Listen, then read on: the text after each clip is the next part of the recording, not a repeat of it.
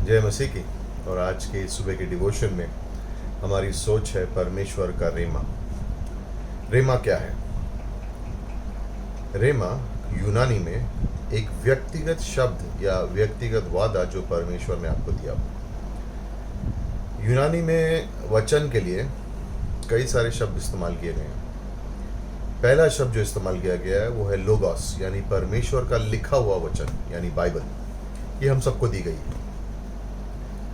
लेकिन जब हम बाइबल को पढ़ते हैं, उस पर मनन करते हैं, उस पर अध्ययन करते हैं, तो हर परिस्थिति में कभी ऐसा आपके संग हुआ होगा कि कोई बाइबल की पंक्ति ऐसे लगी कि ये आपके लिए लिखी गई व्यक्तिगत रूप में, और इस समय में आपको उसकी ज़रूरत थी। उसे कहते हैं परमेश्वर का रेमा।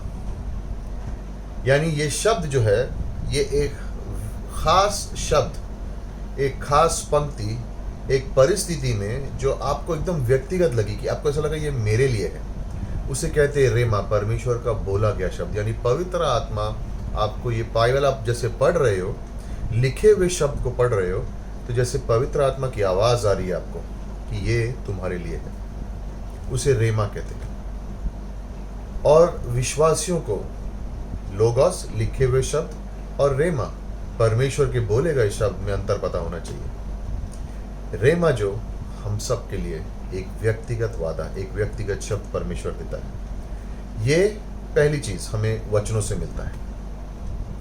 रेमा किसी के बोलने से नहीं होता। रेमा जो है वो परमेश्वर के वचनों में हमें दिखता है। दूसरा, ये खास शब्द, जैसे मैंने कहा, ये खास शब्द खास परिस्थिति में आपको दिया गया है। उदाहरण, किसी के जीवन में तकलीफ है, कठिनाई है, बोझ के नीचे दबे हुए, और उसे बोझ लग रहा है अपने जीवन में, और सडनली अचानक से पहला पत्रस 5:7 पढ़ता और कहता है तुम्हारी चिंताएं मुझे दे दो क्योंकि मैं तुम्हारे लिए चिंता करता हूँ। और उसको देखकर उसको लगता है ये तो मेरे लिए है। तो ये वचनों से है, ये खास तौर सिचुएशन के लिए है। तीसरी बात, पवित्र आत्मा आपसे कहता है ये तुम्हारे लिए है, ये व्यक्तिगत वचन तुम्हारे लिए है। और उससे होता क्या है, आपका विश्वास और ऊंचा उठ जाता है, आप कॉन्फिडेंट हो जाती हो, आपके अंदर हिवाय आ जाता है कि हाँ, ये परमेश्वर मुझसे बातें कर रहा है। विश्वासियों, भाइयों बहनों, एक विजयी जीवन जीने के लिए परमेश्वर के रेमा हमारे जीवन में होना बहुत जरूरी है। आपको पता है सबसे मुख्य बात रेमा की क्या है? हम कभी से भूलते नहीं। जब मैं नया विश्वासी था और बाइबल पढ़ना शुरू किया था, नौकरी करता था, नौकरी के संग बाइबल कॉलेज भी करता था, छुप छुप के, घर में किसी को पता नहीं था। डर डर के बाइबल खोल के पढ़ता था घर में छुप के। और एक दिन रात को बाइबल अपने तकिए के नीचे रख के सोए हुए थे, और परमेश्वर ने बीच रात में उठाया और ख़ास तौर से कहा भजन संहिता का 105 वर्ष नंबर 4 पढ़ना।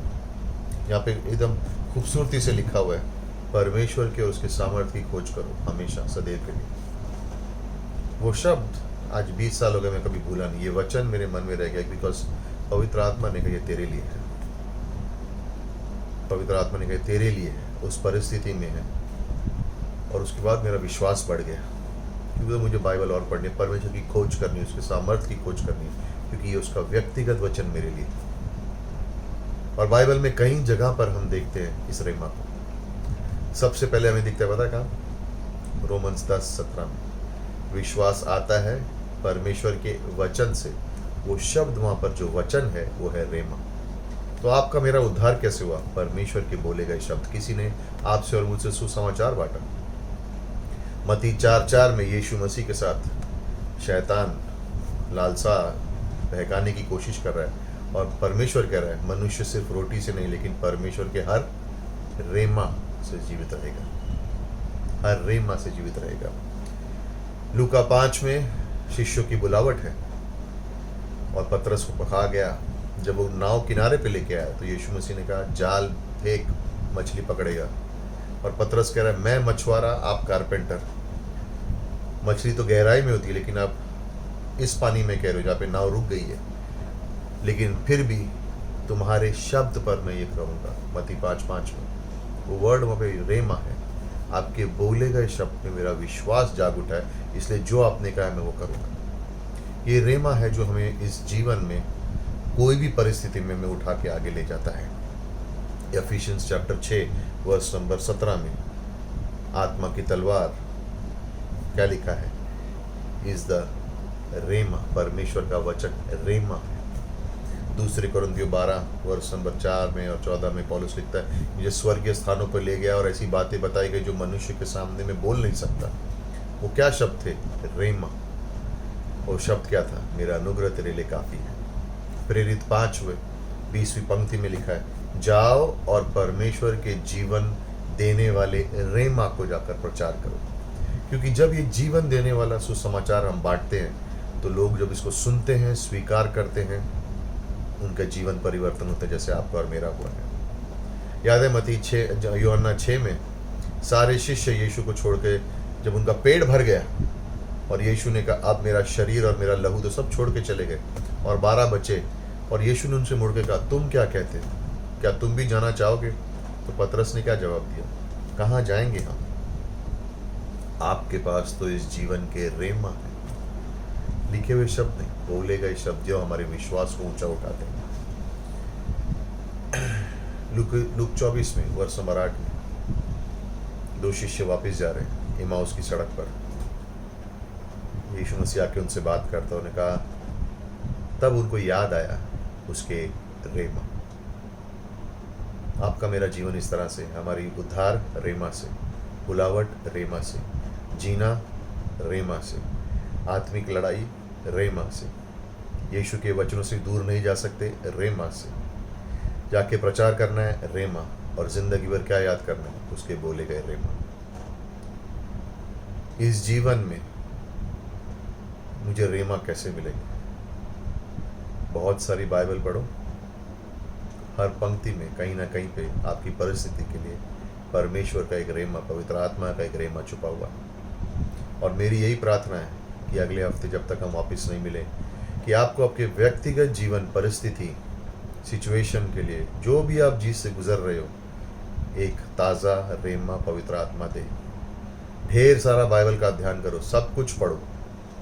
ऐसा मत करो कि कुछ किताबें पढ़नी है, कुछ नहीं पढ़नी, सब पढ़ो। ये जीवित वचन है। कहाँ से रेमा आपको परमेश्वर देगा आप भी जानते नहीं। मेरी ये प्रार्थना है कि बहुत सारी बाइबल पढ़ें अगले हफ्ते तक और उस रेमा को प्राप्त करें जो परमेश्वर ने हमारे लिए रखा है। पवित्र आत्मा से मांगना, तुम्हारी परिस्थितियों के लिए कहना, परमेश्वर मुझे एक रेमा दो, इस वचन को पकड़कर मैं इस परिस्थिति से, इस समय से गुजर सकूं। और फिर देखो विश्वासियों के परमेश्वर का वादा। आइए प्रार्थना करें। परमेश्वर, प्रार्थना करते जो भी सुनने वाले हैं, जब वो बाइबल का अध्ययन करें, उनके लिए व्यक्तिगत रेमा जो आपके लिए, आपके पास है, उनके लिए, उनके जीवन के लिए, उनके विवाहित जीवन के लिए, बच्चों के लिए, आगे वाले समय के लिए, सेवकाई के लिए, पढ़ाई के लिए, मिनिस्ट्री के लिए, और इस जीवन को जीने के लिए, विश्वास के लिए प्रार्थना करते कि हमें हर हफ्ते एक रेमा जरूर देना प्रभु। धन्यवाद देते हैं, इस समय को आपके हाथों में देते हैं। आमीन। आपका दिन रेमा से भरा हुआ हो और परमेश्वर आपके विश्वास को और भी तेज करे। आमीन।